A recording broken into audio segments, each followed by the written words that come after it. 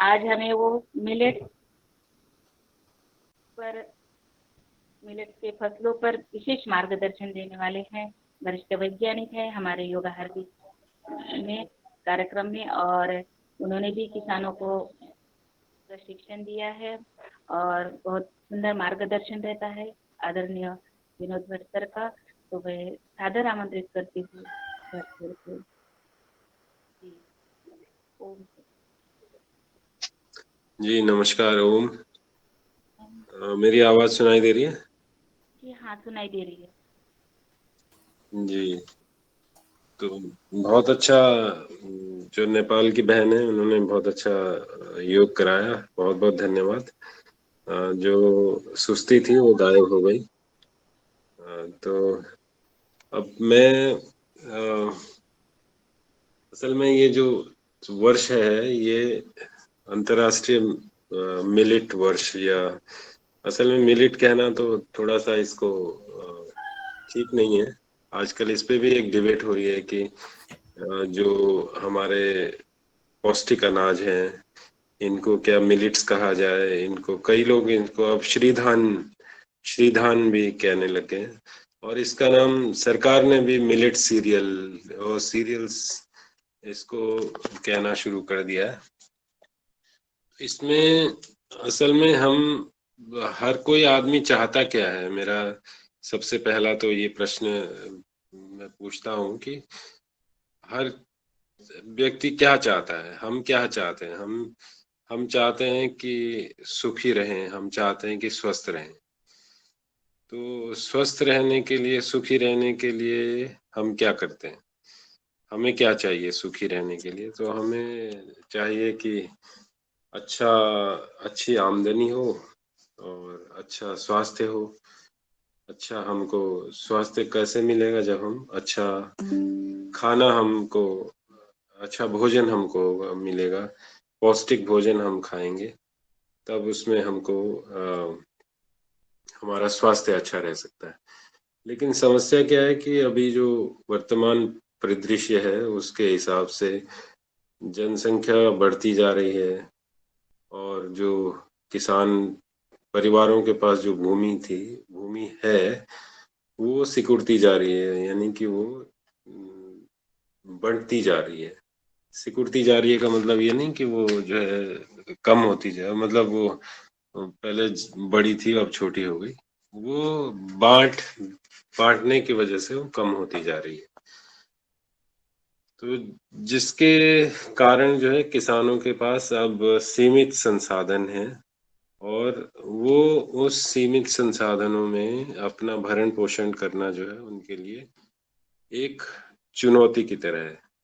तो अब इससे निपटने के लिए अब क्या करना चाहिए? इससे निपटने के लिए अब हमको या तो कुछ नया करना पड़ेगा, या फिर पुराने हमारा जो बुजुर्गों की जो उन्होंने हमको विरासत छोड़ी है, तो उसी में से कुछ ना कुछ हमको खोजना पड़ेगा। तो इसमें क्या हुआ कि अगर मैं आपको 60-70 साल पहले ले जाऊं, तो जबकि हम विभिन्न प्रकार के फसलों का इस्तेमाल करते थे खाने के लिए, हमने हम जो है पारंपरिक तरीके के भोज्य पदार्थ, कई सारे क्रॉप्स को उनको इस्तेमाल में लाते थे। लेकिन हमने इसको मैं लालच कहूँगा, जो लालच की वजह से हमने अपना जो पारंपरिक जो खेती है उसको छोड़ के, और जो जिसकी बाजार में मूल्य ज्यादा है उसको हमने अपना लिया। तो उसके अलावा जो सरकार की जो पॉलिसी रही वो सबको पता है अब कि मोनोकल्चर की तरफ, यानी मोनोकल्चर यानी एक फसली उसकी तरफ, और खासकर कि राइस व्हीट यानी कि गेहूं और चावल।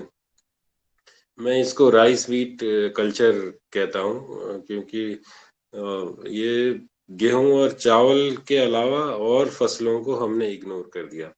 अब इसमें अगर आप देखें कि पंजाब में जहाँ पे दालें बहुत होती थी, साउथ इंडिया में जहाँ पे मोटा अनाज श्री धान जो है बहुत होता था, तो धीरे धीरे इससे बदल के और लोगों ने पहले तो गेहूं और चावल पे आए, फिर कई जगह खासकर नॉर्थ इंडिया में और सेंट्रल इंडिया में लोग गन्ने की तरफ लोगों ने रुझान उनका गया। तो इस इन सब की वजह से जो हमारा जो खाद्य सिक्योरिटी है, सुरक्षा है, उस पे बहुत फर्क पड़ा, और जो लोकल लोग हैं उनके लिए एक बड़ी समस्या पैदा हुई।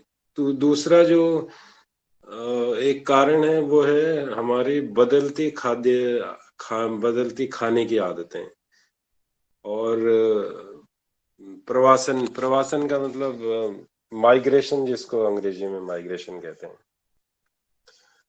तो पहले लोग जो है बहुत तरह के अलग अलग तरह के भोजन करते थे, जिसमें बहुत सारी दालें हैं, बहुत सारे हरी सब्जियां हैं, बहुत सारे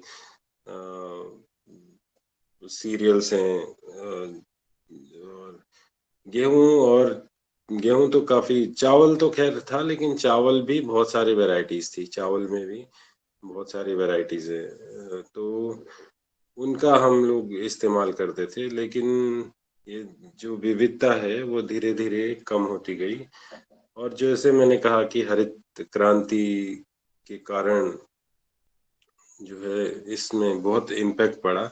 मैं आपको कल रावत जी ने बीजों के बारे में काफी डिटेल में बताया, पर एक चीज मैं बताता हूँ कि भारत में किसी समय एक एक डॉक्टर रिचारिया हैं थे, मतलब राइस साइंटिस्ट थे, तो उनकी किताब है राइसेस ऑफ इंडिया। तो उस किताब में उन्होंने उल्लेख किया है कि भारत में लगभग लगभग 2 लाख किस्म के अलग अलग जो है चावल की किस्में थी।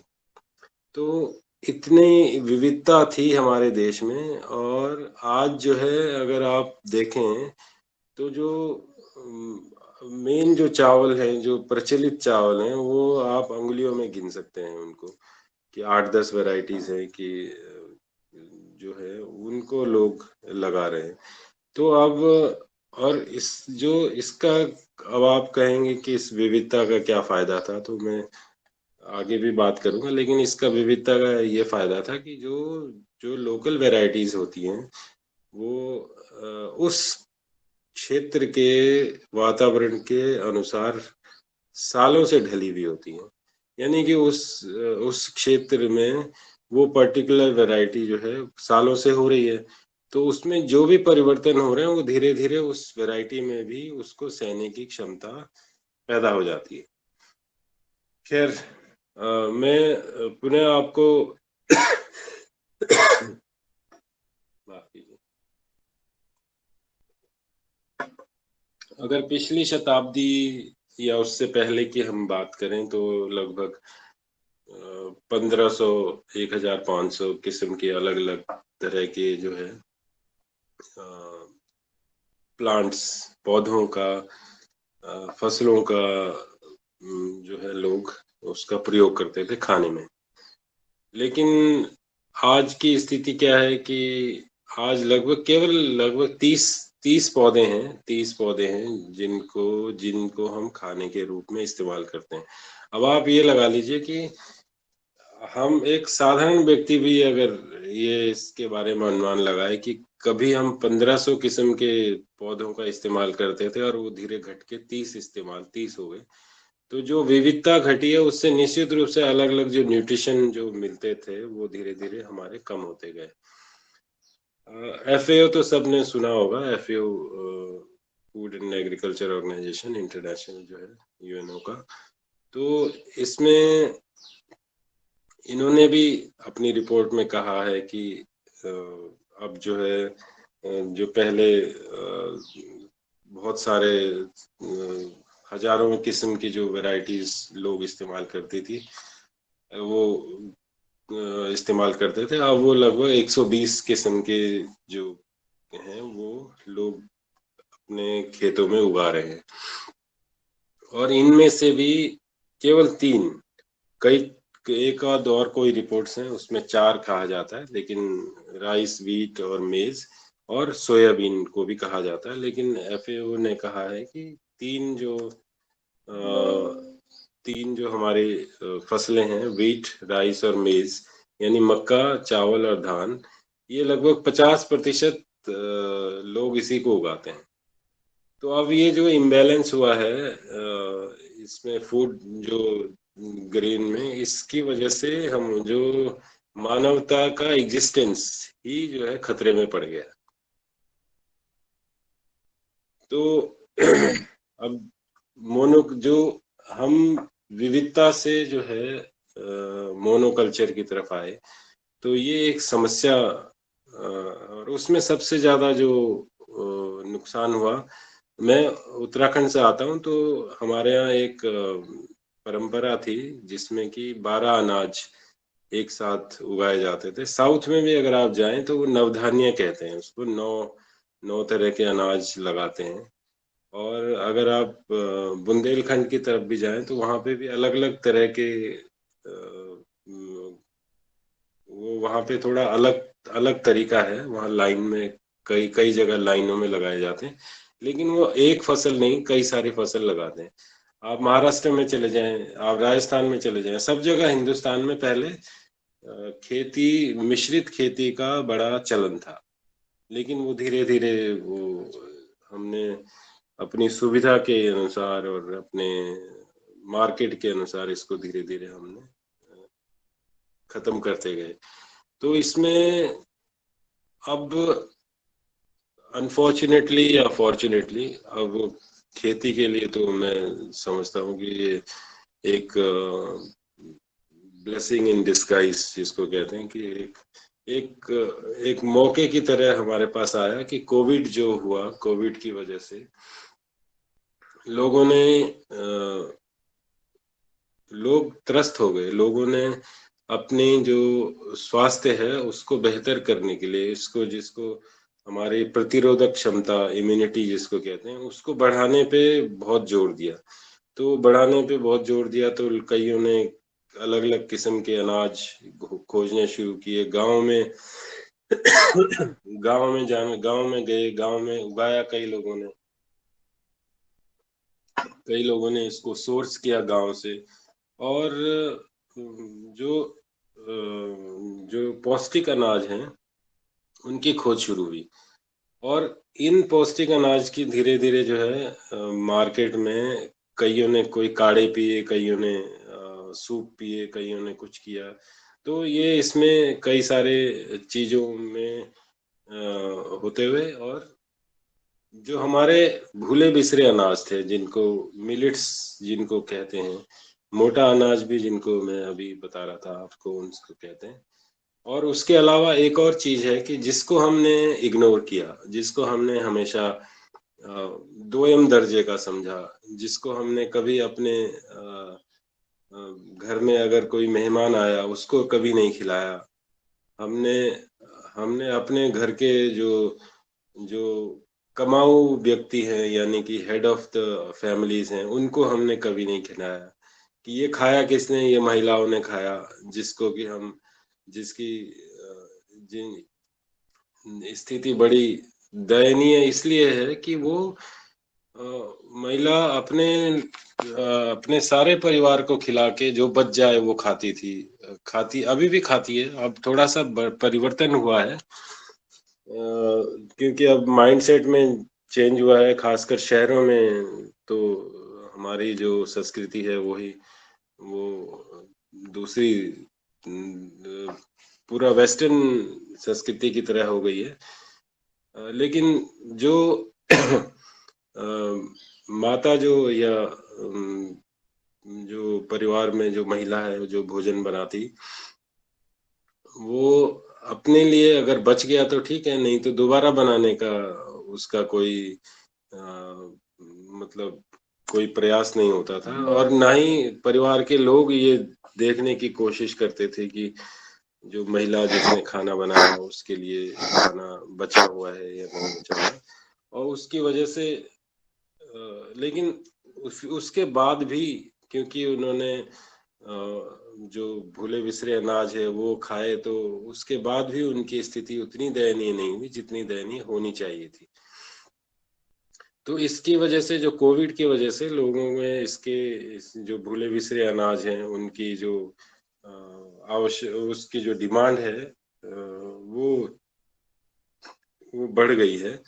और उनमें सबसे जो जिनकी डिमांड बढ़ी है उसमें है मंडुआ है, झंगोरा झंगोरा यानी बार्नयार्ड मिलेट जिसको बोलते हैं, कंगनी है कंगनी है, बथुआ है, रामदाना है, चीना है, ज्वार है, बाजरा है, अलसी है, ओट्स हैं, कई सारी जो है इनकी जो है डिमांड काफी बड़ी है। अच्छा, अब ये जो पौष्टिक अनाज हैं या श्री धान हैं, या मैं फिर दोबारा से इनको मोटे अनाज जो कि बारीक होते हैं लेकिन इनको मोटा कहा जाता है, तो ये देखिए कि कितना मतलब एक अलग सी वो है कि मोटे हैं, बारीक हैं, लेकिन इनको मोटा कहा जाता है, पौष्टिक है लेकिन इनको इग्नोर किया जाता है। दूसरा ये कि इसके अलावा एक और चीज है जो मैं बार बार कई बार मैं शायद इस मंच पे भी बोल चुका हूँ कि हमने जो भी काला हुआ, जो भी काला रहा उसको हमने इग्नोर किया कि ये जो है ये तो देसी है, और जो सफेद है, गोरा है, यानी कि विदेशी है, तो विदेशी को हमने ज्यादा तहरीज दी। इसीलिए हमारे जो भी सुंदरता का जो एक और जो सुंदरता का जो वो है एक क्या बोलते हैं उसका नाम, कसौटी है, तो उसमें ये है कि अगर गोरा है तो वो सुंदर है। तो ये हमारे दिमाग में, और अंग्रेजों ने उसके अलावा भी इन अनाजों के नाम जो है, हमारे अनाजों के नाम जानवरों के नाम पे रखे हैं।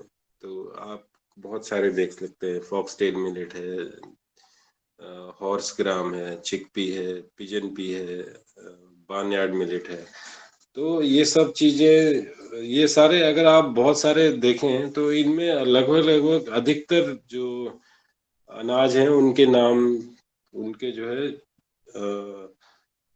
जानवरों के नाम पे रखे हैं, जिससे कि ये हो कि भाई ये तो जानवरों के खाने का अनाज है, ये मनुष्य कहाँ खाएंगे। तो ये हमको इस गुलामी, जो ये गुलामी है, इससे भी बाहर आने की कोशिश, इससे भी बाहर आना पड़ेगा। तो मैं अब ये कहना कि जो ये हमारे श्री धान हैं, ये गेहूं और धान इनसे ज्यादा अधिक पौष्टिक हैं। अगर आप चौलाई को ही ले लें तो इसमें जो है 14 ग्राम के 14.5 ग्राम के करीब प्रोटीन होता है इसमें। अब इसमें जैसे, अगर मैं आपको दावे के साथ कह सकता हूँ कि अगर कोई मंडुआ खाता है तो उसको ना तो एनीमिया कभी हो सकता है, ना उसको जो है हड्डियां हड्डियां की कोई बीमारी हो सकती है, तो ना ही उसको कोई पेट संबंधी, कोई कब्ज संबंधी कोई कोई चीज हो सकती है। तो इसमें अगर कभी विस्तार में, अगर आप एक गोपालन की एक किताब है, फूड्स फूड्स ऑफ वो, उसमें पूरे जो जितने भी तरह के पौधों को हम भोजन के रूप में इस्तेमाल करते थे, उनका जो है उनका जो न्यूट्रिशन है, उनका जो पोषण है, पोषण को उन्होंने protein, fats, minerals, carbohydrate, calcium, phosphorus, iron वगैरह वगैरह जो भी इसमें उपलब्ध होता है, उसको उसकी मात्रा को दिखाया है। तो उसमें साफ पता चलता है कि जो चौलाई है, या जो कंगनी है, झंगोरा है, मंडुआ है, ये जो है चावल से, गेहूं से और चने से बेहतर है। और इसके अलावा भी आपको एक और आश्चर्यजनक बात मैं बताऊं आपको कि अगर वो चावल अगर मिल का कुटा हुआ है तो उसमें प्रोटीन कम होता है, और अगर वो चावल हाथ का कुटा हुआ होता है तो उसमें प्रोटीन ज्यादा होता है। तो ये भी एक आश्चर्य वाली बात है कि उसमें उसमें सारे तत्व, जो भी तत्व हैं, वो लगभग लगभग सारे तत्व अधिक पाए जाते हैं इसमें। आप जैसे 100 ग्राम में 100 ग्राम अगर आप मंडुआ लें तो उसमें 364 मिलीग्राम जो है कैल्शियम होता है। और जो ज्वार है, बाजरा में 5.43 ग्राम फैट होता है। प्रोसो मिलेट, जिसको कुटकी भी बोलते हैं, वो उसमें 12.5 ग्राम 12.5 ग्राम प्रोटीन होता है। तो इस तरह से इसमें जैसे इसी में कुटकी में मैग्नीशियम है, जो कि दिमाग के लिए बुजुर्ग लोगों में कई में डिमनीशिया और ये सब चीजें बीमारी हो जाती है। अगर वो प्रोसो मिलेट खाते रहे तो वो बीमारी होने का सवाल ही नहीं उठता। जिंक है, जिंक और इसकी कमी हो जाने से बुजुर्गों में बड़ी सारी बीमारियां हो जाती है, पार्किंसन वगैरह और ये सब काफी सारी बीमारियां। तो अगर ये इनका अगर उपयोग किया जाए तो इनका उपयोग जो हमारे श्री धान है, इनका उपयोग किया जाए तो इनके उपयोग करने से ये बीमारियां हो नहीं सकती। जो श्री धान है या पौष्टिक अनाज है, ये सबसे पुराने भोजन में से एक है। और ये जो सूखे धरती है या ड्राई जोन्स हैं या रेन फेड एरियाज हैं, उसमें बहुत ही बुरी कंडीशन की अगर सॉइल फर्टिलिटी है तो उसमें भी ये पैदा हो जाते हैं। मैंने एक बार एक्सपेरिमेंट किया था तो मैंने देखा था कि अगर जितना जैसे मंडुआ है, मंडुआ की जड़ जो है अगर सूखा है तो वो उतनी ही लंबी हो जाती है। और ये जो है 2-2 3-3 फीट तक ये दूर से अपना न्यूट्रिशन ला सकता है।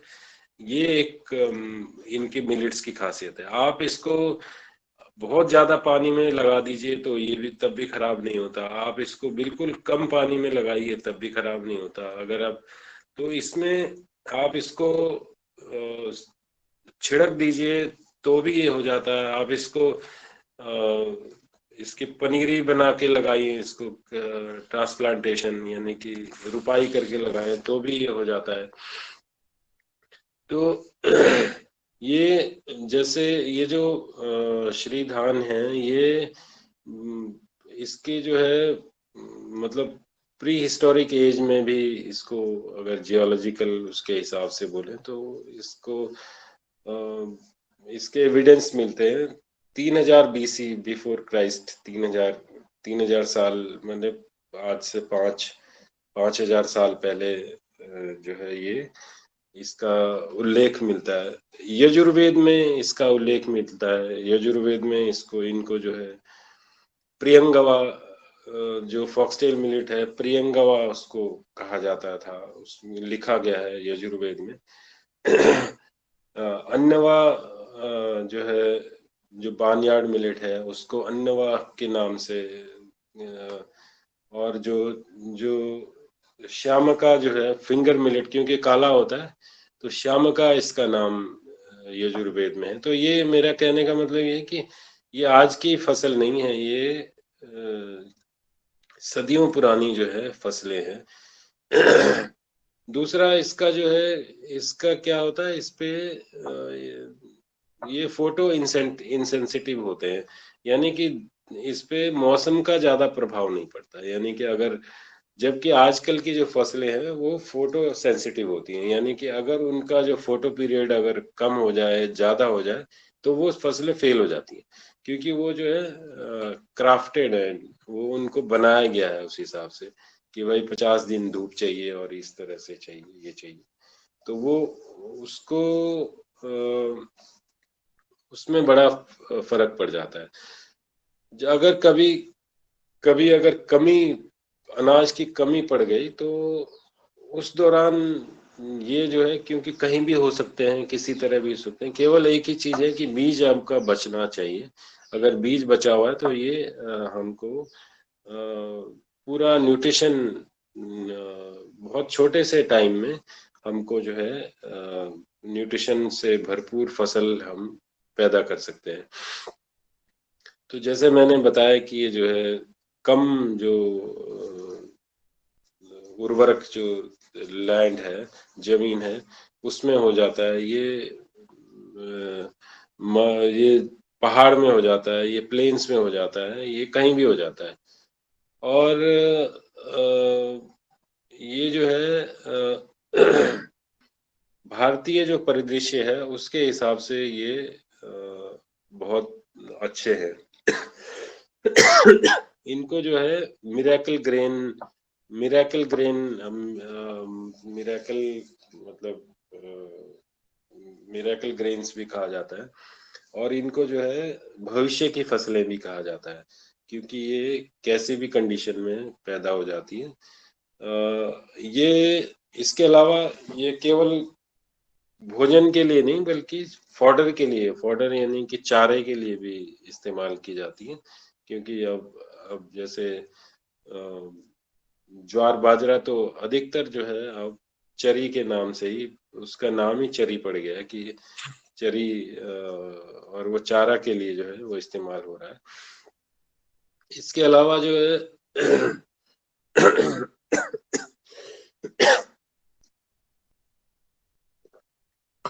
ये जो ऋतु परिवर्तन, क्लाइमेट चेंज, ऋतु असंतुलन की जो बात कर रहे हैं कि उसको भी ये बैलेंस करने में उसमें मदद करते हैं, क्योंकि ये कार्बन डाइऑक्साइड को सोखते हैं और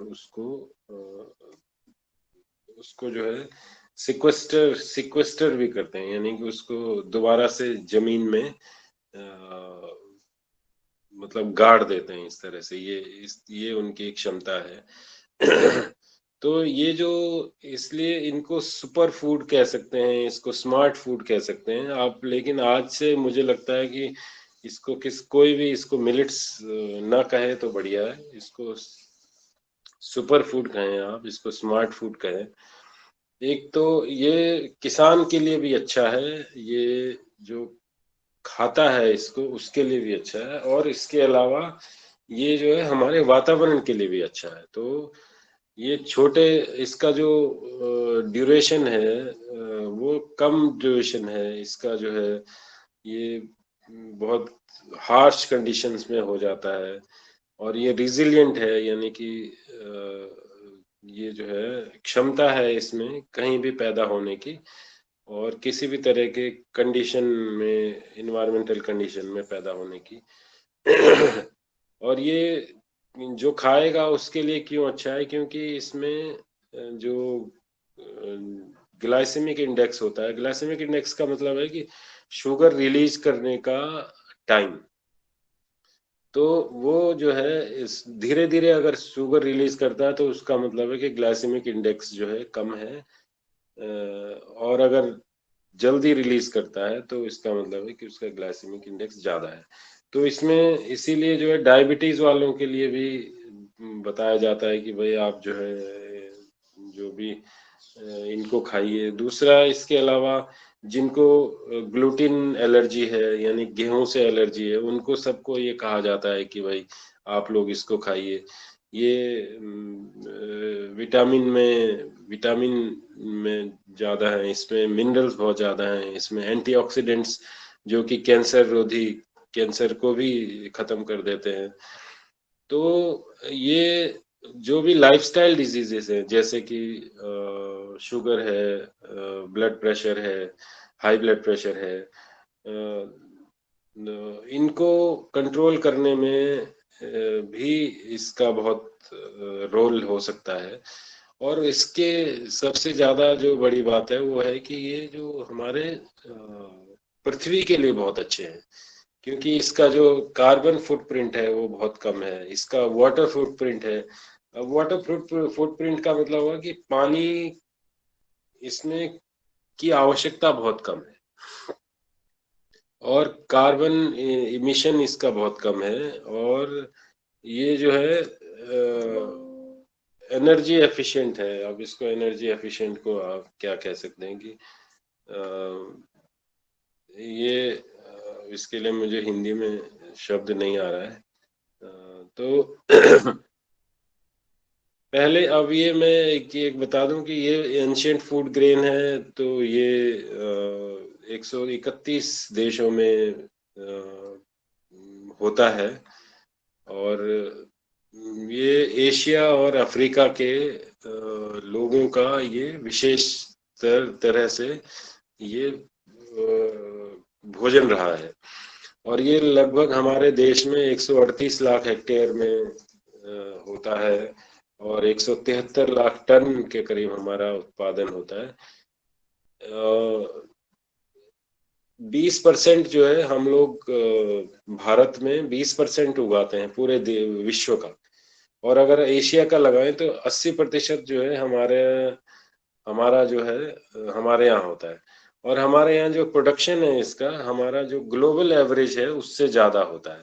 अब ये इसके बारे में मैं डिटेल में तो नहीं बताऊंगा क्योंकि तो समय काफी लेगा, लेकिन ये मैं ये बता दूं, जैसे मंडुवा है 90 से 130 दिन लेता है, झंगोरा है ये लगभग 70 से 120 दिन लेता है, कोदो मिलेट है, कोदो कोदो है ये काफी एक, अगर पहाड़ में कोदा बोलते हैं वो फिंगर मिलेट है, और ये कोदो है ये अलग है ये।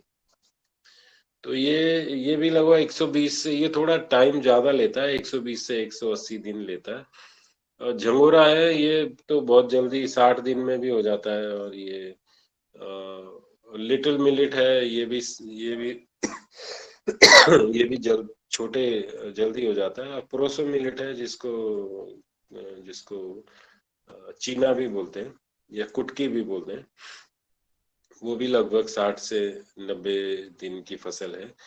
अच्छा, एक चीज और मैं बताऊं आपको कि ये जो है भारत ने 2018 में लॉन्च किया था सब मिशन ऑन मिलेट्स। ये इससे पहले इंटरनेशनल ईयर ऑफ मिलेट तो इस साल है, लेकिन ये 2018 में गवर्नमेंट ऑफ इंडिया ने इनको न्यूट्री सीरियल्स के नाम से नोटिफाई किया था कि भाई इसको जो है कोई भी मिलेट ना कहे, अब इसको न्यूट्री सीरियल्स कहें इसको। तो इसलिए हमको इसको न्यूट्री सीरियल्स, इनके बेनिफिट को देखते हुए और इनके लोगों के डिमांड को देखते हुए इसका नाम न्यूट्री सीरियल रखा गया 2018 में। और अभी तो आपको मालूम होगा कि हर कई सारे स्टेट्स का जो है ये मिलेट मिशन के नाम से प्रोग्राम चल रहा है। तो ये भारत ने प्रपोज किया था इंटरनेशनल मिलेट, और इसको 72 देशों ने इसको सपोर्ट किया। तो ये तो हो गई डिटेल। बाकी अब हम अगर मंडवे की तरफ जाएं तो मंडवा जो है ये दुनिया का सबसे पोषक श्री धान है, या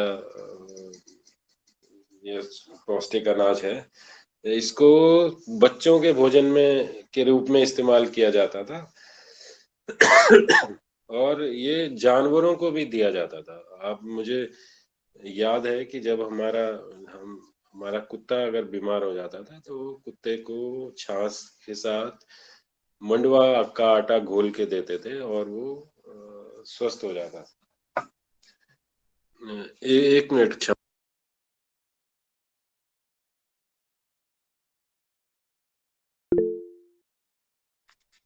सॉरी। इसमें जो है ना भरशु भर कैल्शियम होता है, लोहा होता है, रेशा मतलब फाइबर जिसको कहते हैं, और ये बहुत होता है। ये हड्डियों के लिए भी बढ़िया है, और खून की कमी अगर होती है उसके लिए भी बढ़िया है। अगर मांसपेशियां, अगर किसी को अपना फिगर बनाना है, किसी को अपने मसल्स बनानी है, तो उसके लिए भी आप मंडुआ खाइए और मस्त रहिए। और ये जो है इसका जो छिलका होता है उसको उसको जो है कलर के रूप में भी इस्तेमाल किया जाता है। इसमें जो नेचुरल कलर है, नेचुरल कलर जो खाने की चीजें हैं उनको रंगने के लिए, उनको कलर देने के लिए जो है इसके छिलके का इस्तेमाल किया जाता है। और आप सभी लोगों ने न्यूट्रास्यूटिकल की बात सुनी होगी। तो न्यूट्रास्यूटिकल यानी कि जो एक तरह से सप्लीमेंट जिसको कहते हैं, तो खाद्य सप्लीमेंट, न्यूट्रिशन का सप्लीमेंट तो ये भविष्य में उसके लिए बहुत ही महत्वपूर्ण सिद्ध हो सकता है। और दूसरा हमारा जो झंगोरा है, समा का चावल जिसको कहते हैं, या इनको, अच्छा एक और चीज मैं यहाँ पे कहना चाहूंगा कि ये जो मैक्सिमम जो अधिकतर जो हमारे ये न्यूट्री सीरियल्स हैं, इनको इनको जो है उपवास का भोजन भी कहा जाता है। अब आप देख लीजिए कि हमारा विज्ञान विज्ञान जो है, हाँ दिनेश ने लिखा है अन्नौषध, तो ये अच्छी बात है। तो ये अन्न भी है और औषधि भी है। तो इसको जो है जब अगर हम उसकी हमारे उपवास में इसको भोजन, उपवास में चाहे हम झंगोरा हो, चाहे वो ओगल हो, चाहे वो अमरंथ हो, तो वो उसको जो है उपवास के भोजन के रूप में, इसका मतलब है कि हमारे बुजुर्गों को इसके अहमियत का पता था कि उपवास में हमको कम भोजन लेके और पौष्टिक भोजन हमको लेना है। तो वो उनको इसकी इसके बारे में जानकारी थी। तो इसको इसमें भी जो है लोहा होता है, इसमें फाइबर बहुत होता है, इसमें ग्लूटीन रहित है। ये जो झंगोरा है ग्लूटीन रहित है। और उत्तराखंड में अगर आप आए और आप झंगोरे की खीर न खाएं तो ये हमारे साथ जो है मतलब वो नहीं होगा। तो आप आए और आपको झंगोरे की खीर जो है जरूर खिलाई जाएगी। ये शुगर के रोगियों के लिए और हृदय के रोगियों के लिए ये बहुत ही उपयुक्त है। इसके बाद कंगनी, आप ये तो काफी पॉपुलर है कंगनी। कंगनी है, कौनी है, फॉक्सटेल मिलेट है। ये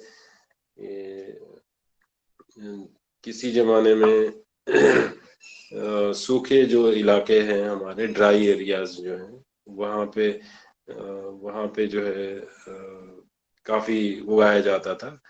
और ये जो देवता हैं, जो देवता है, देवता को प्रसाद के रूप में ये चढ़ाया जाता था। कई जगह इसका दलिया बनाया जाता है, कई जगह इसका चावल खाया जाता है, कई जगह इसकी शराब भी पी बनाई जाती है। तो शराब तो खैर, और जैसे मंडुआ है, झमोरा है, इनकी भी शराब बनती है।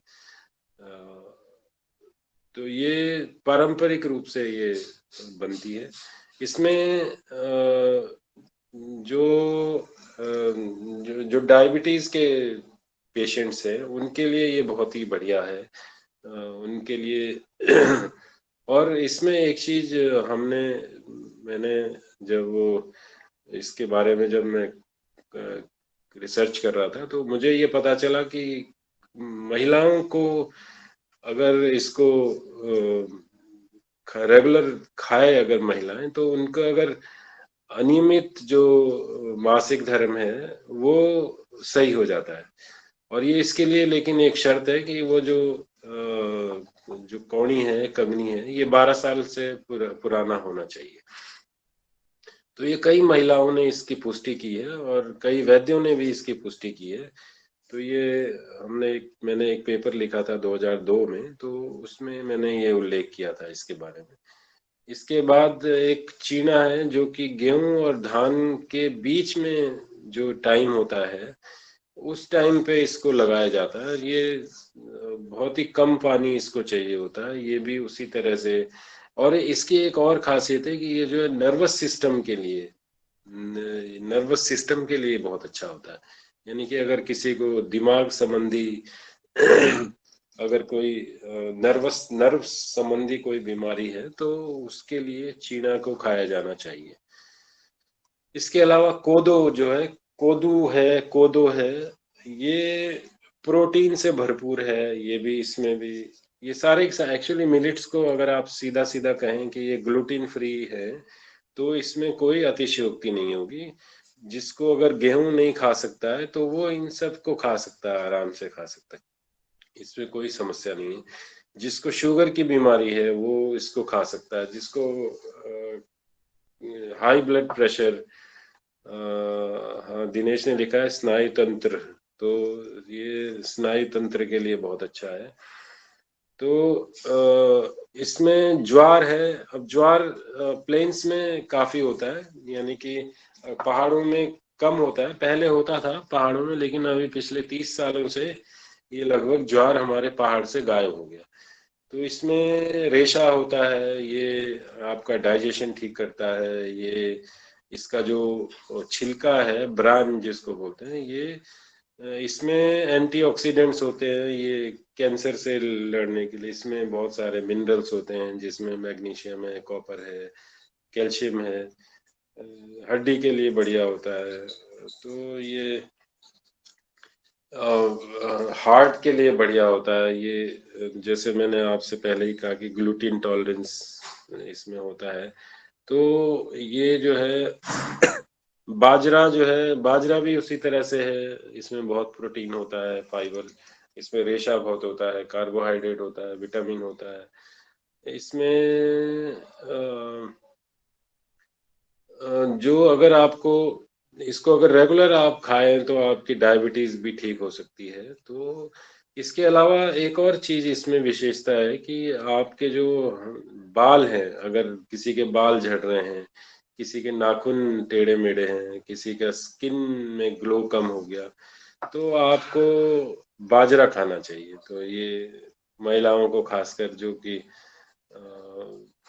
सेंसिटिव होते हैं कि, और वो उन काफी केयर करते हैं, तो उनके लिए ये कि आप जो है आप बाजरा खाइए और मिलेट्स खाइए खासकर। इसके इसके बाद जो है, और जो न्यूट्रिसीरियल्स में जो आता है वो है चौलाई, अमरंथ। तो इसको जो है रामदाना भी कहते हैं। ये भगवान का अनाज जिसको कहा गया। इसमें अमरंथ का मतलब है कि ये अमर है, ये अमर अमर कर देगा ये। तो ये जो है अमर करने वाला है, कभी न मरने वाला। अच्छा, एक और चीज है कि जो ये संस्कृत में भी यही कहते हैं, और ग्रीक भाषा में भी हम कभी न मरने वाला इसको कहते हैं। इसको भगवान का अनाज भी कहा जाता है। और इसमें जो है अगर आप रेशा देखें तो 3 गुना ज्यादा रेशा होता है गेहूं से, और 5 गुना ज्यादा जो है आयरन होता है दूध से। तो ये, और दूध से जो है 2 गुना ज्यादा कैल्शियम इसमें मिलता है। यानी कि आपको दूध पीने की भी जरूरत नहीं है, बल्कि इसको जो है कंप्लीट फूड, हम कंप्लीट फूड करके हमने एक नवदान्य में रहते हुए एक छोटी सी बुकलेट बनाई थी, अमेजिंग अमरंथ। तो आप जो है, मैं आपको दावे के साथ कह सकता हूं कि कोई भी दूसरा अनाज, उसको उसको जो है, उसको खा के आप जीवित या स्वस्थ नहीं, जीवित तो रह सकते हैं लेकिन स्वस्थ नहीं रह सकते। लेकिन चौलाई और शहद खा के आपको कुछ और खाने की जरूरत नहीं। अगर आप चौलाई और शहद खाते हैं तो आपके लिए कंप्लीट फूड है वो। तो इसलिए इसको हमारे हमारे यहाँ जो है जो उपवास है, उपवास का भोजन भी इसको माना गया है। और अगर आप इसमें जो है चौलाई के साथ अगर आप गेहूं, मक्का और जो लाल चावल है उसको अगर मिला के खाएं, तो आपको जो मछली से या मीट से या मुर्गा से प्राप्त होता है उतना प्रोटीन आपको मिल जाता है। यानी कि आप जो है चौलाई को जो, और ये इसका आटा भी बनाते थे पहले लोग, गेहूं के साथ, मक्का के साथ, जौ के साथ। तो इसको अगर आप इसको गेहूं, मक्का और जो चावल के साथ खासकर वो लाल चावल के साथ मिला करके अगर खाएं तो आपको मुर्गी और मुर्गा मतलब आपको जो है ना नॉन वेज खाने की आवश्यकता ही नहीं है। तो ये है इसमें जो है जो बाकी गेहूं है चावल है उसमें जो है 12 से 18% ज्यादा जो है प्रोटीन होता है जो कि एक जो कि जो कि बहुत ही इम्पोर्टेंट फैक्टर है। और इसमें जो विटामिन ई भी पाया जाता है इसमें जो आपके त्वचा है उसको स्वस्थ रखने में आपके कोलेस्ट्रॉल को नियंत्रित करने में सहायक होता है। और इसमें अगर वैज्ञानिक तरीके से बोले तो ये बहुत ही इम्पोर्टेंट है। यानी कि आप मैंने इस एक 100 बात की एक बात कि अगर आप इसको खाएं और शहद इसके साथ खाएं तो आपको फिर कुछ खाने की जरूरत नहीं है। और जो ओगल है ओगल को जो है व्रत का खाना माना जाता है। और ये जो है इसमें ग्लूटीन रहित होता है। इसमें कई सारे तत्व होते हैं जो कि हृदय को स्वस्थ रखने में सहायक होते हैं। इसको ओगल को जो है पोषक तत्वों का पावर हाउस भी कहा जाता है। अब आप देख लीजिए हमारे बुजुर्गों को कितना ज्ञान रहा होगा कि वो उन्होंने इसको पावर हाउस कहा है। और इसकी जो है भविष्य में जो न्यूट्रोसिटिकल्स की जो मैं बात कर रहा था उसमें उसमें इसकी अपार संभावनाएं हैं। और इसमें अगर वैज्ञानिक तरीके से बोलें तो इसमें अमीनो एसिड्स बहुत पाए जाते हैं, इसमें प्रोटीन होता है, इसमें बी कॉम्प्लेक्स मौजूद है, विटामिन ई मौजूद है, इसमें जो रक्तचाप है और कोलेस्ट्रॉल को नियंत्रित करता है, मोटा नहीं होने देता। जिसको मोटा होने का डर है वो आज से ही जो है मोटे अनाज खाना शुरू कर दे। और आप देख लीजिए आप बोलेंगे कि भाई इन्होंने बहुत बढ़िया हमको रेसिपी बताई है। आप चावल तो नहीं लेकिन गेहूं बंद कर दीजिए। गेहूं जो है मैं एक बार बुंदेलखंड गया था, वो जाता रहता था बुंदेलखंड में। तो मुझे एक बुजुर्ग मिले तो उन बुजुर्ग ने कहा कि बेटा अगर मैं तुम्हें सही बताऊं तो जो बीमारी जो है ना वो कणक के साथ आई है। और कणक जो है बीमारी का रूट है, इसकी वजह से ये सब चीजें हैं। तो मुझे भी कहीं ना कहीं मुझे लगा कि हम जो मैदा खाते हैं वो कणक का है। हम जितने भी चीजें लगभग बिस्किट खाते हैं ये सब चीजें खाते हैं या ये सब हम कणक का ही चीजें खाते हैं। और इसी की वजह से हमारे जो है बीमारियां हमें हो रही हैं। तो मैं ये इसके अलावा बथुआ है। बथुआ अब तो खत्म हो गया है लेकिन अब बाहर से जब लोग बोलते हैं तो वो उसको हम फिर जो है तब हम इसको खाते हैं। अब हमारे यहाँ समस्या ये है कि जब तक हमने कहा कि हमारे मोटे अनाज अच्छे थे तब तक ये ठीक नहीं है। अब ये इंटरनेशनल ईयर हो गया तो अब ये तो बढ़िया हो गया। तो ये मानसिकता जो है हमारी अभी खैर। तो मैं ये कहना चाह रहा था मुझे लगता है कि काफी समय हो गया है। एक चीज और बोलूंगा मैं कि जो जो ये अनाज हैं ये हमारे जो लोकल वातावरण है और खासकर जो जैसे राव जी ने कल कहा कि हमारी जो लोकल वैरायटीज हैं वो इम्पोर्टेंट है।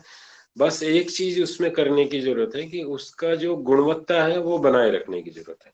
अगर हम उसको सिलेक्शन प्रोसेस के द्वारा और खासकर जो कल रावत जी ने कहा था कि भाई हमारे जो मिलेट्स हैं उनकी गुणवत्ता बनी हुई है तो वो उन्होंने गलत नहीं कहा था क्योंकि यहाँ सिलेक्शन जो है प्रॉपर सिलेक्शन होता है जो वैरायटीज का। तो इसलिए जो है हम कि हमें केवल इसमें इनका इम्प्रूवमेंट करने की जरूरत है। और इम्प्रूवमेंट जो है पहले किसान, अब जैसे मेरे ख्याल से इसमें रूप सिंह जी भी मौजूद हैं, तो उनको उनको सिलेक्शन मालूम है। तो उस तरह का ऐसे किसान जो है, ये अगर और किसानों को अगर हाँ ये बताएं कि किस तरह से होगा, तो ये एक बहुत बड़ी उपलब्धि होगी।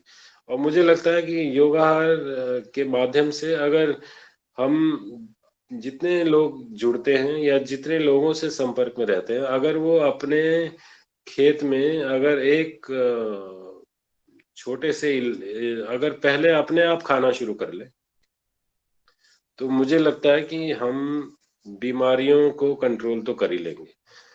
और जो हमारे यहाँ, और उसमें बीमारियां कम होंगी तो हमारा स्वास्थ्य पे जो खर्चा होता है वो कम होगा। स्वास्थ्य पे खर्चा कम होगा तो हमारी आमदनी बढ़ेगी, यानी कि जो आमदनी हमारी अदरवाइज पैसा जो बर्बाद जा रहा था वो हमारे काम आएगा। अब इसमें कई सारे संस्थाएं हैं जिन्होंने बहुत बड़ा काम किया है। अगर आप उत्तराखंड में देखें तो उत्तराखंड में क्या कई सारे नवदानियां, जहाँ मैं पहले काम करता था, बीज बचाओ आंदोलन है, लोक चेतना मंच है, ये उत्तराखंड से है, चिंतन ट्रस्ट है, और नॉर्थ ईस्ट काउंसिल है ये, और एक सरकार की जो गवर्नमेंट ऑफ इंडिया की नॉर्थ ईस्ट काउंसिल है, और एक ये है वंचो कल्चरल सोसाइटी है अरुणाचल प्रदेश की। इन लोगों ने काफी काम किया है। बहुत सारी किताबें पब्लिश हो रखी है। अगर आप नवदानियम की लाइब्रेरी में जाओगे तो उन्होंने भूले बिसरे अनाज करके एक किताब छापी है, रेसिपीज की किताब छापी है। उन्होंने बहुत सारी जगह जो है ना, लोगों ने शुरू भी कर दिया है कि मोटे अनाज, मतलब जो न्यूट्री सीरियल्स हैं, इनको लगाने का। और मेरा सबसे आह्वान है कि अगर आप हम सब स्वस्थ होना चाहते हैं तो अपने जो, जैसे खादरवली जी भी आए थे, उन्होंने भी यही कहा, जो हमारे हिमाचल के शर्मा जी आए थे उन्होंने भी वही कहा कि हमको दूसरा कोई तरीका है नहीं। हम अच्छा, जैसे नवदान्य में रहते हुए हमने क्या किया था कि हमने उनका जो है उनकी अलग अलग रेसिपी बनाई थी। अलग रेसिपी बनाई थी यानी कि जैसे अमरंथ, अब को वैसे कोई चौलाई खा नहीं रहा है तो उसका जो है अच्छा, रोमी राम जी भी आज उपलब्ध है इसमें, बहुत बढ़िया। तो इसमें हमने जो है अमरंथ के लड्डू, लड्डू जो है लड्डू तो पुराना प्रचलन था, हमने कटलेट बनाए कि क्योंकि भाई बच्चों को कटलेट बना के खिला दो, रागी का इडली बना के खिला दो, रागी का डोसा बना के खिला दो। तो इस तरह से जैसे माँ करती है परिवार में, तो उस वो दोबारा से कुछ ना कुछ इस तरह से इनोवेशंस करने पड़ेंगे हमको। और इसमें सरकार को भी जगाने की कोशिश करनी पड़ेगी हमें। वैसे तो सरकारी बहुत सारे प्रोग्राम हैं, अब मैं अगर इस पे बात करने लगूं तो मुझे लगता है कि ये काफी समय लग जाएगा, 8 बज चुके हैं। तो लेकिन ये मेरा अनुरोध ये रहेगा कि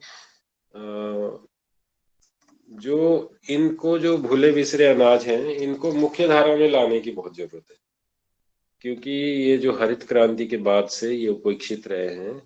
इनको औषधीय औषधीय अनाज, पोषक अनाज, न्यूट्री सीरियल्स, दवा के रूप में भोजन, जो अन्नौषध जो अभी दिनेश ने लिखा था, तो उसके रूप में जो है इसको पुनर्जीवित करने की आवश्यकता है।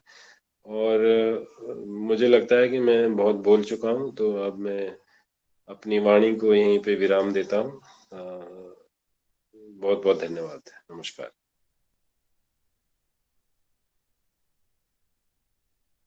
जी धन्यवाद सर।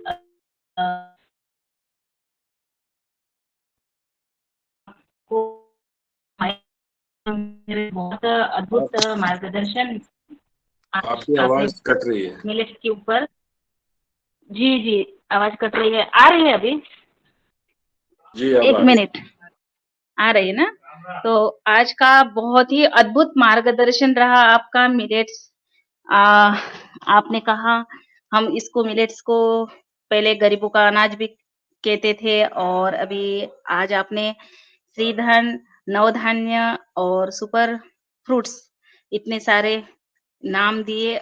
आज हम कोदो, मंडुआ, सावा, जंबोरा, लिटिल मिलेट्स, कुटकी, इसके बारे में बहुत महत्वपूर्ण आपने जानकारी सूक्ष्म-सूक्ष्म रूप से जानकारी दी। बहुत ही बारीकी से बताया कि हमें कौन-सा मिलेट्स हमारे कौन-सी बीमारी के लिए, कौन-से हमारे शरीर के लिए उपयुक्त है, बहुत महत्वपूर्ण है।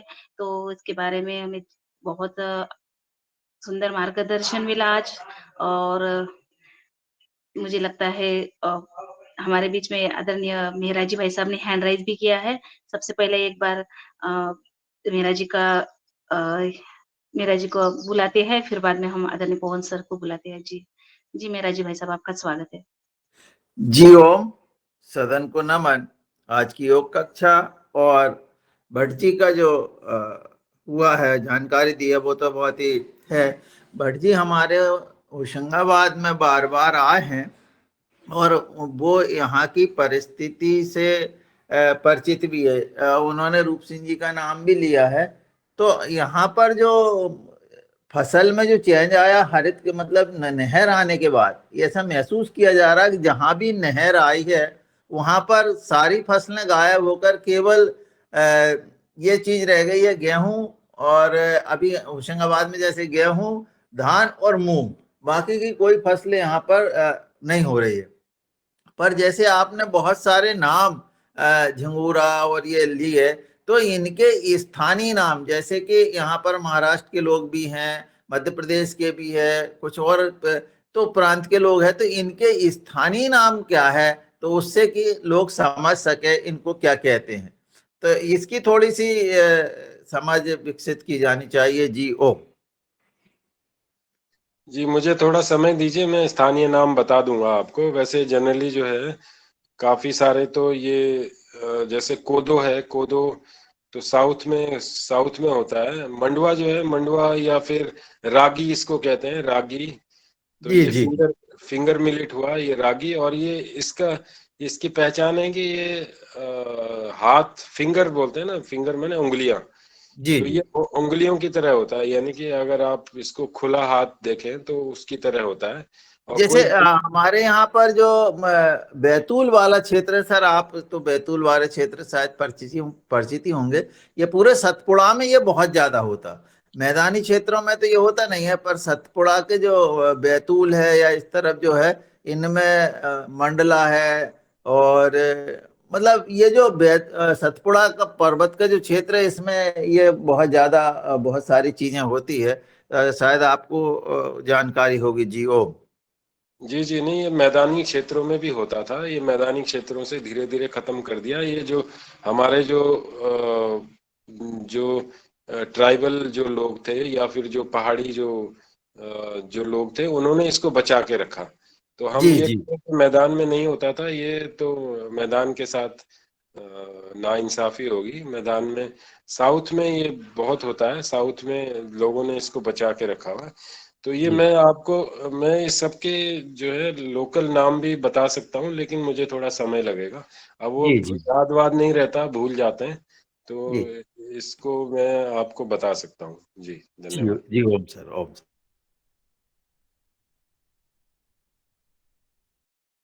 जी, धन्यवाद आदरणीय भट्ट सर और आदरणीय मेहरा जी भाई साहब। आगे आदरणीय श्री पवन कुमार सर को सादर आमंत्रित करते हैं। जी, आदरणीय पवन कुमार सर, जी स्वागत है। धन्यवाद रंजना जी। और आज के बहुत ही सारगर्भित जो आपका आज का मिलेट्स के ऊपर जो आपने जानकारी दी है, आज के हमारे मुख्य अतिथि विनोद भट्ट जी का अभिनंदन है। और बहुत सुंदर तरीके से जो हमारी भूली बिसरी जो फसलें हैं, स्पेशली ऐसी जगह पर जहाँ पर हरित क्रांति ने अपना प्रभाव दिखाया या वहाँ पर उसका प्रभाव दिखा है, वहाँ पर सब जगह पर फार्मिंग का जो सिस्टम है वो पूर्ण रूप से परिवर्तित होकर के कुछ ही फसलों पर केंद्रित हो गया। और ये हमारे जो मोटे अनाज हैं, ऐसे अनाज हैं जिससे हमारा स्वास्थ्य उसके ऊपर एक पावर हाउस के रूप में इसको माना गया है। तो वो सब चीजें विलुप्त हो गई हैं। और मैंने देखा कि ये विकास अपने साथ विनाश भी लाता है, जैसा कि बहुत सही कहा है कि जहाँ पानी की सुविधा नहीं थी और वहां पर पानी आ गया, नहरें आ गई, तो वो नहरें अपने साथ कुछ ही वैरायटीज को लेकर के आई, बाकी सब उसके साथ बह गया। और नहरों के साथ कई जगह पर सैलिनिटी का भी हमने देखा है कि वहां पर खारापन भी जमीन में बहुत ज्यादा बढ़ गया। तो ये विकास और इसके साथ जुड़ी हुई जो समस्याएं हैं, इसका हम केवल जब एक ही तरफा जब हम दृष्टिकोण रखते हैं तो उसका फिर हमें परिणाम करना भुगतना पड़ता है। और फिर किसी न किसी रूप में हम सप्लीमेंट के रूप में दवाइयाँ लेनी पड़ती हैं। और जो चीज़ें प्राकृतिक रूप से मिलती थी वो शायद अब दवाइयों के रूप में और अधिक धन खर्च करके और अधिक मुश्किल अपने लिए खुद तैयार करके ऐसा करना पड़ता है। ये बिल्कुल स्पष्ट है। तो हम अपने क्षेत्रों में जहाँ पर हरित क्रांति आई है वहाँ पर ऐसे ही ये मोटे अनाजों की भी फसल लोग अपने घरों के लिए, अपने परिवार के लिए उगाना अगर शुरू करते हैं तो शायद उसका उनको लाभ मिलेगा, उसके भोजन के रूप में उनको लाभ मिलेगा। तो आज की बहुत सुंदर वार्ता और बहुत अच्छा मार्गदर्शन भट्ट जी का, जिनकी बहुत दिनों से आपकी आवाज नहीं सुनी हुई थी, तो आज बहुत अच्छा लग रहा है। तो इस प्रकार से आप जुड़िए रहिएगा। और आज के हमारी योग शिक्षिका जो है शगुन जी का भी अभिनंदन है। और मैं आज अपनी बातों को यहीं पर ही विराम देता हूँ। सभी को धन्यवाद। नमस्कार। जी धन्यवाद सर। मैं एक्चुअली रंजना जी से कह रहा था मुझे मुख्य अतिथि मत बनाओ भाई, मैं तो आप हम सब एक ही हैं, तो ये फिर भी उन्होंने मुख्य अतिथि लिख दिया। चलिए ठीक है, बढ़िया है। वो आदमी को ये प्रसन्नता होगी मैं मुख्य अतिथि बन गया आज तो। आपने बड़े दिनों बाद मुझे मुख्य अतिथि बना दिया, चलिए इसके लिए बहुत बहुत धन्यवाद। तो जी ये सर, आपके उपाधि लास्ट है। उपाधि देने के लिए आपको बहुत बहुत धन्यवाद। चलिए। बट सर आप सबसे लास्ट रहते हैं और इसीलिए आज हमने आज आपको ऊपर उठा दिया। धन्यवाद सर।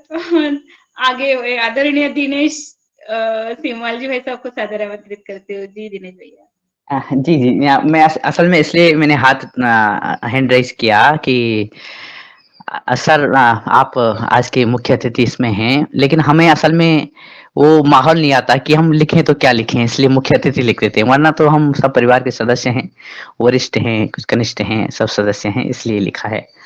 और जिस तरह से आज आपने ये भूले बिसरे अनाज और हमारी जो भूली बिसरी परंपरा, फसलों की परंपरा है, उसको सामने रखा है।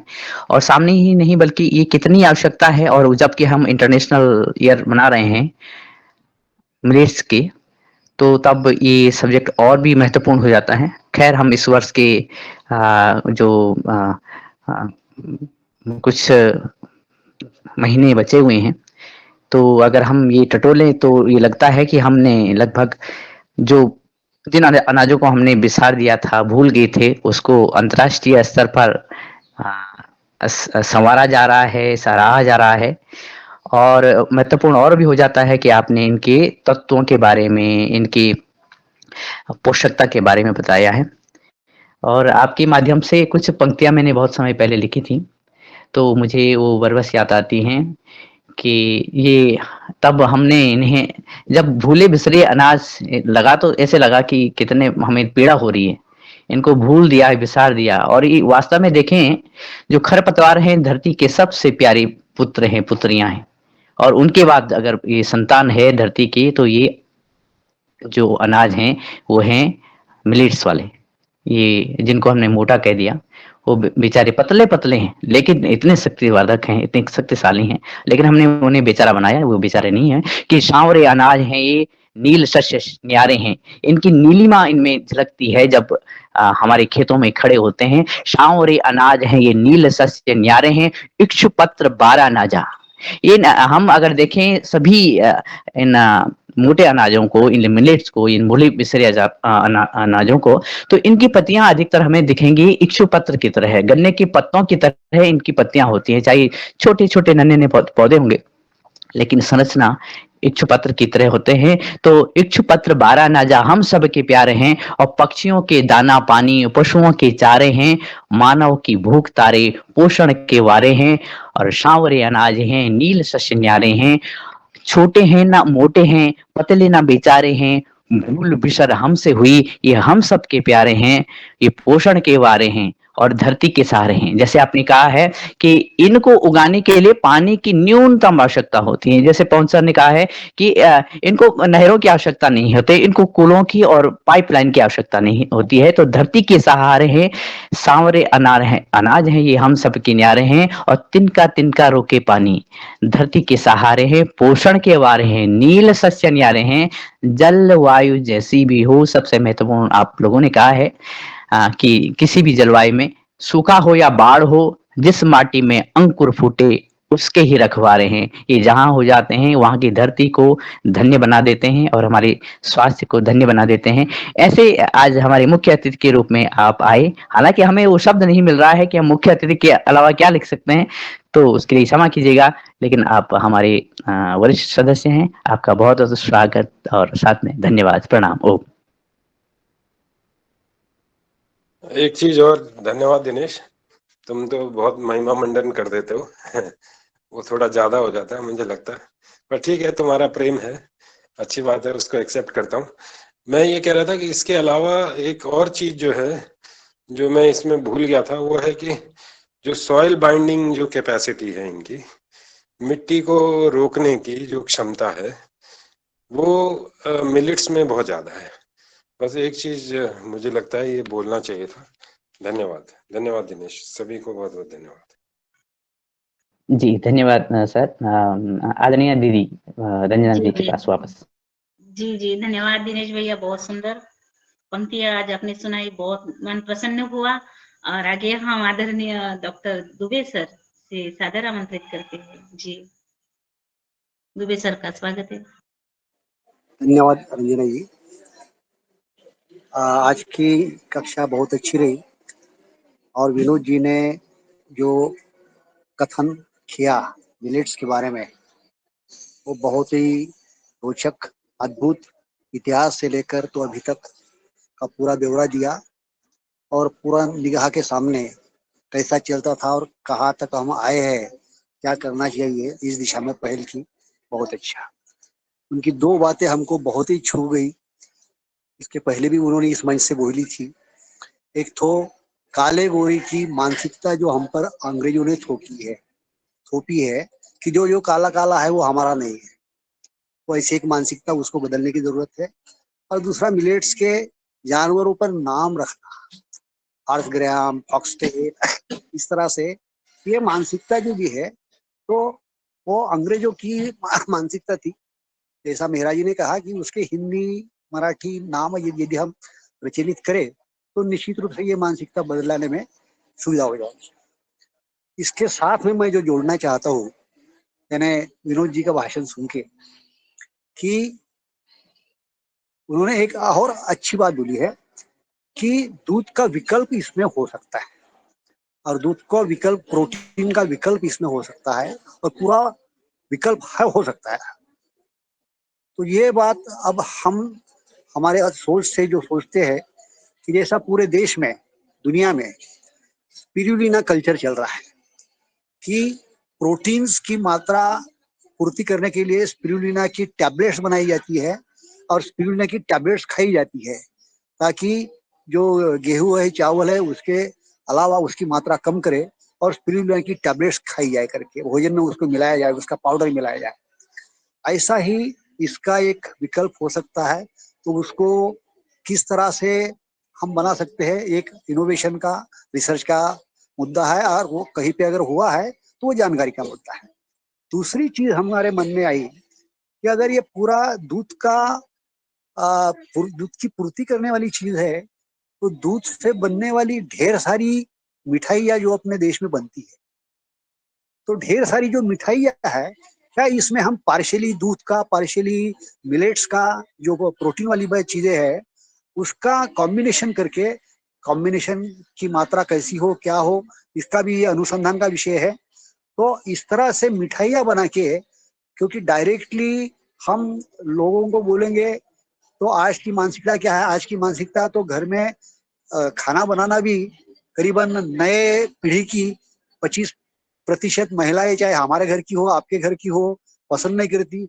वो तो सप्ताह में 2 दिन कम से कम बाहर से खाना मंगवाना, ऑनलाइन पसंद करती।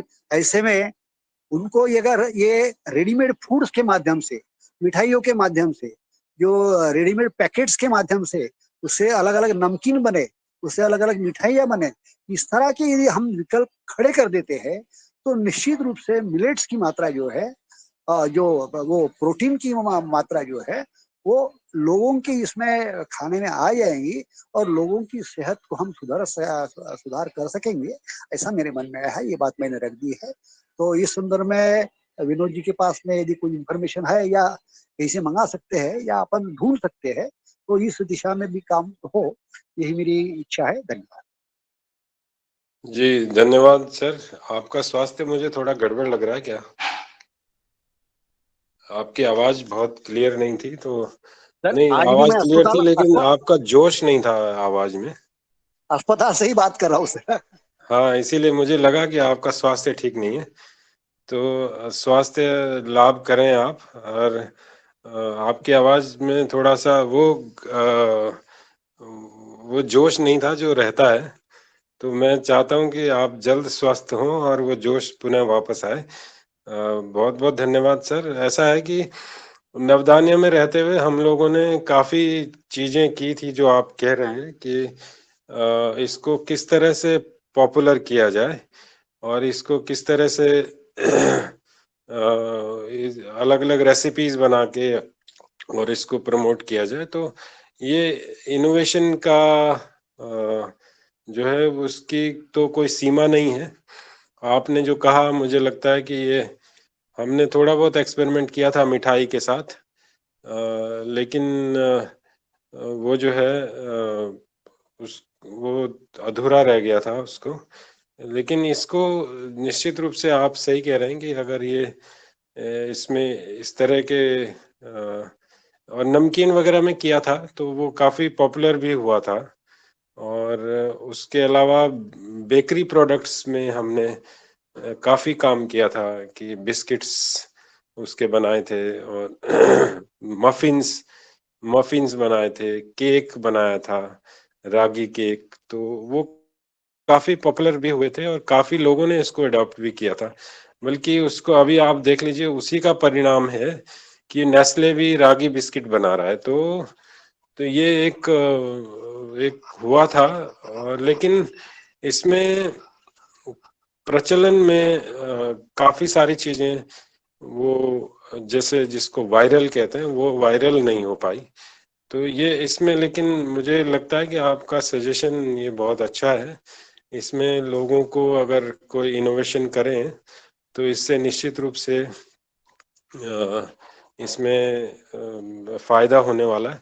और एक चीज जो मैं कह रहा था कि एक चीज अगर हम संकल्प ले लें कि हम अपने भोजन में 1 मिनट को इंक्लूड जरूर करेंगे, तो वो अगर इतना ही हम अगर कर पाए तो इससे जो है काफी, मुझे लगता है इससे काफी लोगों का स्वास्थ्य सुधार हो सकता है। जी, और आपके स्वास्थ्य लाभ के लिए मैं भगवान से प्रार्थना करता हूँ। धन्यवाद, नमस्कार। धन्यवाद। जी, बहुत सुंदर आदरणीय भट्ट सर का मार्गदर्शन। और दुबे सर, आप, मुझे लगता है आप हैदराबाद गए हैं, तब से वहां से आए, तो फिर आपका स्वास्थ्य नहीं ठीक है ना सर? हाँ हाँ, मैं वहां से 1 तारीख से मैं अस्पताल में हूँ बस। अरे ठीक है, बाप, अभी इम्प्रूवमेंट हो रही है। अच्छा, ठीक है सर। आपका स्वास्थ्य जल्दी अच्छा रहे और फिर आपकी आवाज़ भी ऐसे सुनते रहे हम। और मुझे लगता है आदरणीय सुमित वर्मा जी ने हैंड राइज़ किया है शायद। जी, सुमित वर्मा जी, स्वागत है आपका। जी जो इस विषय पे बात हो रही थी कि अलग-अलग मिलेट्स के ऊपर खाद्य पदार्थ, तो बिहार में गया में एक हैं दंपति जो सहोदय करके चलाते हैं। मिलेट घर करके उनका नाम फेमस है। उन्होंने बहुत सारे अलग-अलग पकवान बनाए हैं और मिलेट्स को संरक्षण भी करते हैं, वो बीज पे काम भी करते हैं। अनिल और रेखा जी करके दंपति हैं, जो वहाँ के आस-पास के बच्चों को अपने पास रख के पढ़ाते भी हैं, तो उसमें काम वो करते हैं। और दूसरा सर से एक प्रश्न था कि आपने जो ये सब बताए हैं अलग-अलग मिलेट्स, उनका कुछ डेडिकेटेड वेबसाइट है क्या जहाँ पर इन सब के नाम, इनके जो कंपोनेंट्स हैं, क्या-क्या बेनिफिट्स हैं, वो सारे कुछ एक जगह उपलब्ध हो सरकार के द्वारा या किसी पासपोर्ट तो वो शेयर कीजिएगा। आप जो है ना मिलेट्स के नाम से ढूंढेंगे इंटरनेट में तो भरा हुआ है बिल्कुल। तो इसमें तो ज्ञान की तो आजकल कोई कमी नहीं है, और इसमें अगर आप ICAR के वेबसाइट पे भी जाओगे तो वहाँ पे भी आपको मिल जाएगा। तो ये जो है बहुत सारे लोगों ने मिलेट्स पे लिखा हुआ है, और एक मिलेट्स का वो इंस्टीट्यूट है, इंडियन इंस्टीट्यूट ऑफ मिलेट्स, तो उसके वेबसाइट पे अगर आप जाएंगे तो वहाँ पे आपको बहुत सारा मटेरियल आपको मिल जाएगा। एक ही जगह पे सब कुछ आपको मिल जाएगा, इंडियन इंस्टीट्यूट ऑफ मिलेट।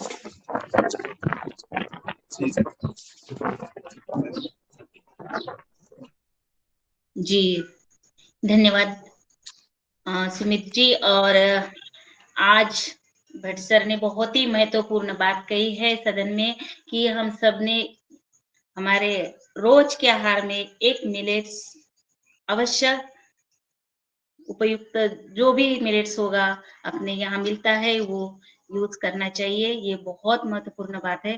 और आगे मुझे लगता है हमारे बीच में कोई भी किसी भी भाई बहन का सवाल है तो सादर आमंत्रित है, हैंड राइज कर सकते हैं कृपया। जी, रूमीराम भाई साहब आपका स्वागत है। जी। सबको मेरी तरफ से सादर प्रणाम। और आज का दिन हमारे लिए अति शुभ है। हमारे डॉक्टर विनोद कुमार भट्ट जी का जो हमारे धरातल के गुरु हैं, आपका मार्गदर्शन मिला। मैं तो सदन को ये बताना चाहूँगा कि मैं आज जो कुछ भी कर रहा हूँ इसमें हमारे भट्ट साहब का अगर आशीर्वाद शायद मुझे ना मिलता तो मैं कामयाब शायद एक भी जगह नहीं हो पाता। और अभी जो आज आपने श्री अन्न के ऊपर जो इतना अच्छे तरीके से हम लोगों का मार्गदर्शन किया, कृतज्ञ हो गया मैं आपका। मान्यवर, अभी मैंने भी प्रयास किया था कि जैसे 12 अनाज हमारा पैदा करने की ये परंपरा पौराणिक थी, हमने इसे त्याग दिया। अब हम केवल धान और गेहूं में ही सीमित रह गए। इस बार मैंने प्रयास किया कि अपने धान के खेत के चारों तरफ श्री अन्न को भी उगाया जाए। एक मंडुआ एक ऐसा अनाज है जो आराम से कहीं भी हो जाता है, पर जो बाजरा है, बाजरे को मैंने देखा कि हमारे यहाँ पे क्योंकि बहुत कम क्षेत्र में इसको बोते हैं, तो जो गौरैया चिड़िया है, गौरैया, वो इसको बहुत दूर से इकट्ठी होकर के आती है और सैकड़ों की तादाद में जितना मैंने बोया था अपने खेत के चारों तरफ, वो सारा उन्होंने खा लिया। एक उसका जो मुझे सबसे ज़्यादा बेनिफिट हुआ उसको मैं बताना चाहूँगा, वो ये है कि हमारे यहाँ पे जो मक्खियों के बीच में सुंडी लगती है जिसकी दवाई से भी जल्दी से मृत्यु नहीं होती, ये श्री अन्न के को खाने के लिए जैसे ही गौरैया इकट्ठी होती है तो वो उन सुंडियों को भी अपने आप ही खत्म कर देती है। ये एक बहुत बड़ा लाभ है। मैं अपने काश्तकार भाइयों को इस चीज़ के बारे में भी बताना चाहूँगा कि जो हमारे आदरणीय डॉक्टर साहब ने जो बताया, हम अगर मोटे अनाज का उत्पादन करते हैं तो ये जो छोटे-छोटे बीमारियाँ जो तितलियाँ हैं या सुंडियाँ हैं, इनसे हमें बहुत निजात अपने आप ही मिल जाती है।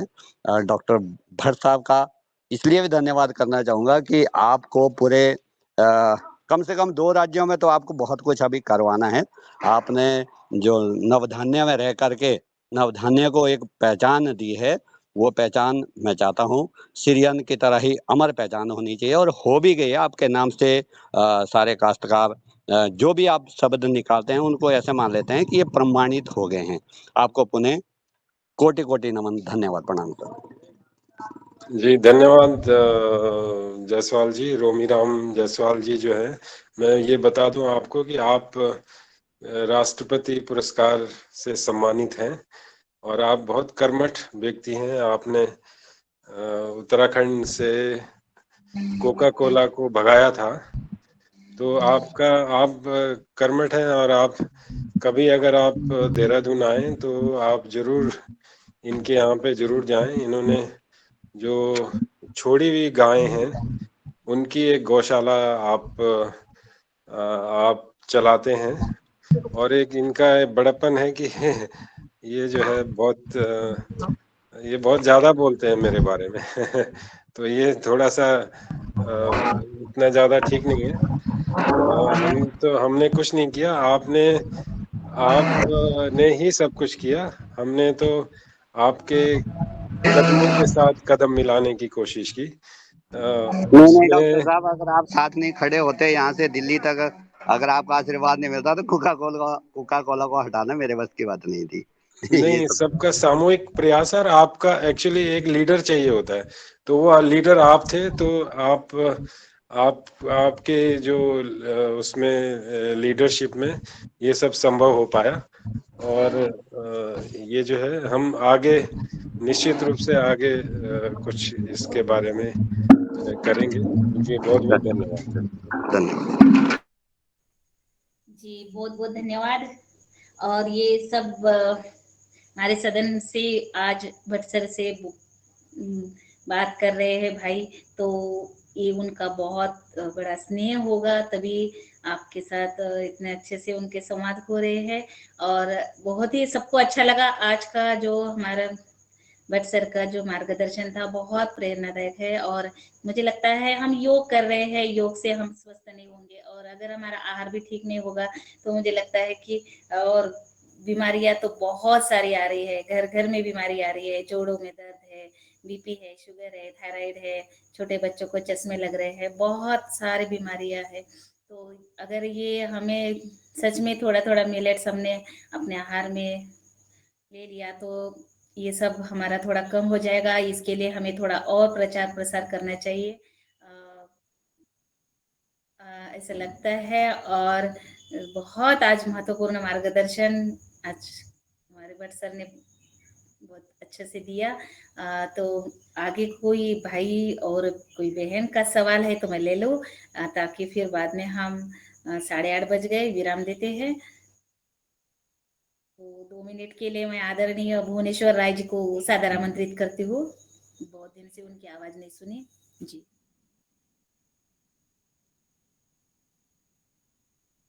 जी, आदरणीय भुवनेश्वर राय जी। धन्यवाद आदरणीय बहन जी। जी जी धन्यवाद बहन जी। आज चूंकि इस समय काफी हो गया है और बस मैं इतना ही कहूंगा कि आदरणीय भट्ट सर का आज जो मार्गदर्शन मिला हम लोगों के लिए वो बहुत ही अमूल्य है और समय समय पर मिलता भी रहता है। आप जैसे विद्वान लोगों का जो विचार हम लोग को मिलता है वह वही लेकर के हम लोग अपने जीवन में भी आगे बढ़ते रहते हैं। और बस इतना ही के साथ चूंकि समय हो गया है मैं अपनी बारी को विराम दूंगा। आप सभी लोगों को बहुत बहुत धन्यवाद। जी जी धन्यवाद। धन्यवाद डॉक्टर साहब। असल में मैं अपनी तरफ से कुछ नहीं बोलता, मैं जो मैंने सीखा है जो लोगों से उसी को आपको बता दिया और मेरा महिमा मंडन हो गया। जी जी जी धन्यवाद। और आगे आदरणीय रघुवीर रावत सर को सादर आमंत्रित करती हूँ 2 मिनट के लिए, फिर बाद में समापन कर देंगे। जी जी रावत सर, आपका स्वागत है। आज के हमारे मुख्य अतिथि के बारे में 2 शब्द। रावत सर, मेरी आवाज आ रही है? चलिए, रघुवीर रावत सर तक मेरी आवाज नहीं जा रही है। तो आगे आदरणीय हम आभार के लिए दिनेश सेमवाल जी भाई साहब को सादर आमंत्रित करते हैं। आप आइए और अपनी बातों के साथ सभी का आभार। जी, जी दीदी। बहुत-बहुत धन्यवाद पुनः। और जैसे अभी हमारे आदरणीय सदस्य श्री रोमीराम जी भाई साहब ने कहा, जो आदरणीय भट्ट सर के लिए कहा है, और जो इनके बीच जो संवाद हुआ है, वो उस संवाद से उत्पन्न होता है एक नेतृत्व। आदरणीय रोमीराम जी ने भूली-बिसरी पशुओं को सहारा दिया। उसी तरह जिस तरह से डॉक्टर विनोद कुमार भट्ट जी ने विगत 30 वर्षों की अपनी जो कार्य रहे हैं अन्न को बचाने के लिए, उसमें जो मिलेट्स को बचाने का कार्य किया है, उसी तरह से इनका दोनों महानुभावों का जो बिना महिमा मंडन के अगर कहें, जो योग सहयोग रहा और आगे भी जो कार्य होगा, वो निश्चित ही एक मार्गदर्शन और एक नेतृत्व को आगे बढ़ाते हुए कार्य होगा और होता है। ये बड़ी प्रसन्नता तब भी है और बताना ज़रूरी भी है कि जब तक ये बातें सामने नहीं आएँगी, तब तक न तो नेतृत्व प्राप्त होगा और न ही हम भूली-बिसरी बातों को, जो कि अच्छी परंपराएँ हैं, उनको आगे ले जाएँगे।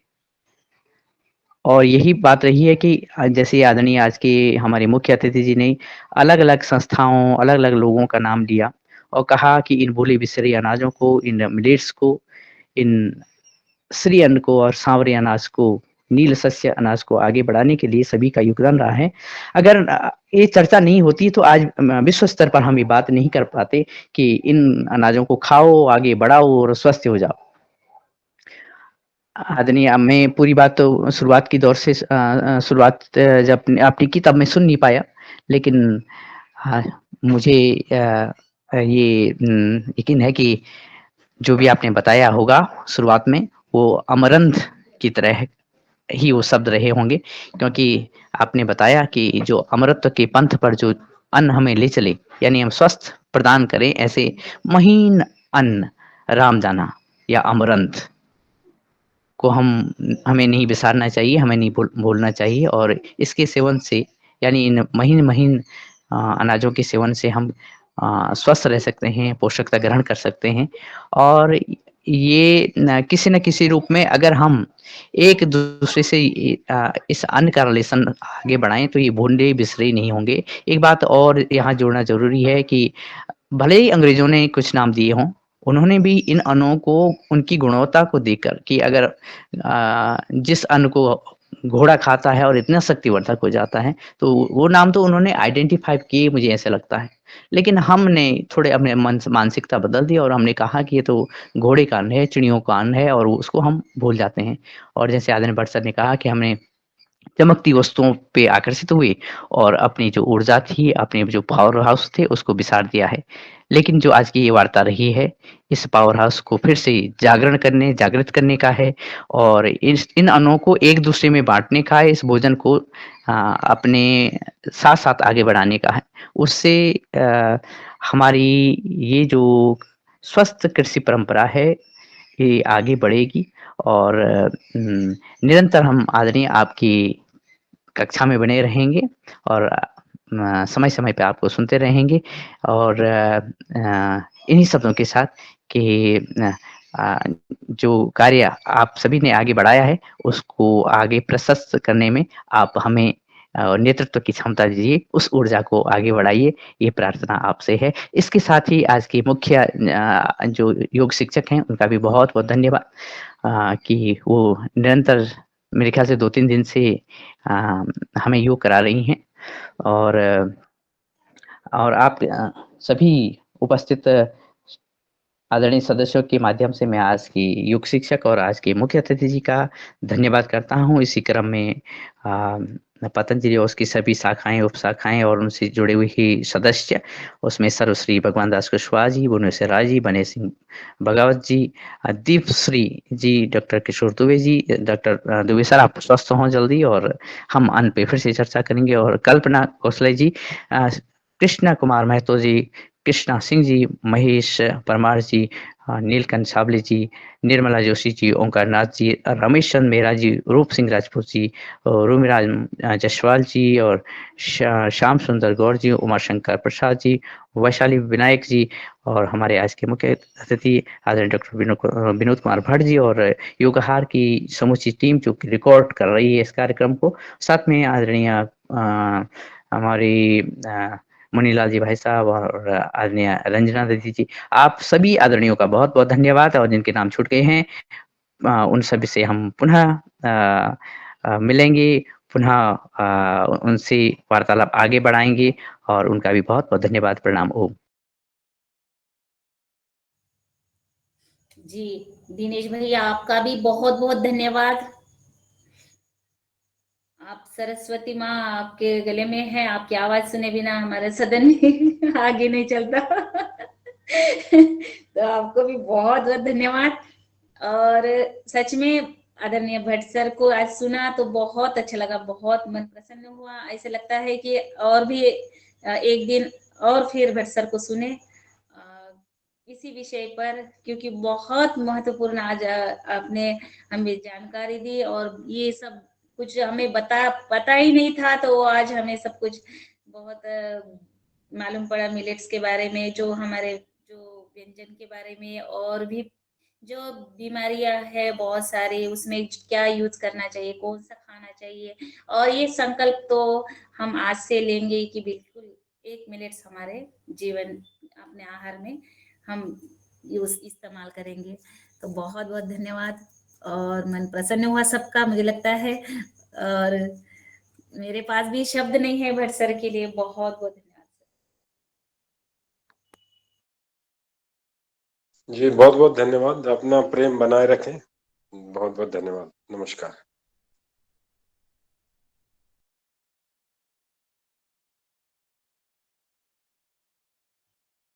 जी जी नमस्कार। कल सुबह फिर से मिलते हैं योगार कार्यक्रम में सुबह 5:30 बजे नए योग शिक्षक और नए चीफ गेस्ट के साथ। जी सभी भाई बहनों को धन्यवाद। ओम। धन्यवाद सभी को। रंजना जी वैशाली बहन जी, एंकरिंग बहुत अच्छा होता है, आवाज भी तुम्हारा बहुत अच्छा लगता है, बहुत। ये आपका स्नेह है। अच्छी बोलते बहुत। अरे मुझे कुछ भी ऐसा नहीं आता योगा है। कार्यक्रम ऐसा चलेगा हमारा, बहुत जानकारी मिलती है, अलग अलग विषयों की बहुत जानकारी मिलती है तो हमें। जी जी हाँ। हाँ, जी जी धन्यवाद धन्यवाद। ओम सभी को। वैशाली बहन जी, ये आपका स्नेह है, मैं तो कुछ भी नहीं हूँ, बस हाँ आप वो सभी तो का। है ही ना, वो वही है ही ना। अच्छा जानकर, हाँ धन्यवाद धन्यवाद सभी को। जी जी धन्यवाद। धन्यवाद।